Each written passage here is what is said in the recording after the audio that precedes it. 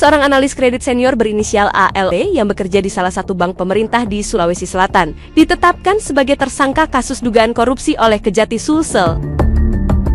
Dalam kurun waktu 2021 hingga awal 2025, ALE diduga menyalahgunakan kewenangannya dengan mengakses rekening nasabah secara ilegal, lalu mengalihkan dana hingga 2,22 miliar rupiah untuk menutupi utang pribadi dan aktivitas trading kripto.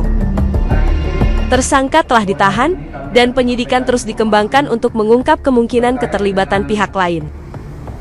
Upaya paksa yang telah dilakukan oleh tim penyidik pada bidang tindak pidana khusus Kejati Sulsel, di mana telah menetapkan dan menahan satu orang tersangka dalam perkara tindak pidana korupsi pada bank pemerintah cabang Parepare dan cabang Sengkang tahun 2021 sampai dengan tahun 2025. Pada hari ini Kamis 4 September 2025, tim penyidik pada bidang tindak pidana khusus Kejati Sulsel telah memeriksa satu orang saksi atas nama inisial ALW, yang mana setelah dilakukan pemeriksaan kepada saksi ALW, maka tim penyidik telah menemukan dua alat bukti yang cukup,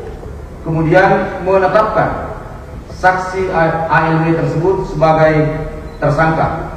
Hal ini dilakukan berdasarkan surat perintah penetapan tersangka Kepala Kejaksaan Tinggi Sulawesi Selatan nomor 90/FD.2/2025 tanggal 4 September tahun 2025. Terhadap tersangka telah dilakukan pemeriksaan kesehatan dan dinyatakan sehat, maka tindakan selanjutnya yaitu menahan tersangka ALW tersebut selama 20 hari berlaku sejak tanggal 4 September 2025 sampai dengan tanggal 23 September tahun 2025 di Rutan Makassar.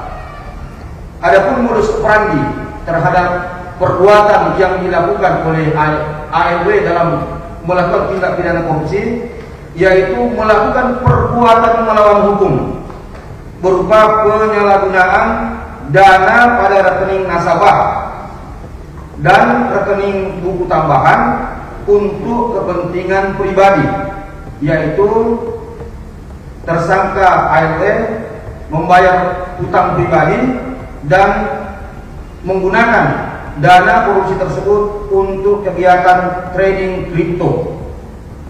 Tindakan tersebut dilakukan oleh ALW dilakukan sejak tanggal 25 Juni 2021 sampai dengan tanggal 3 Januari 2025.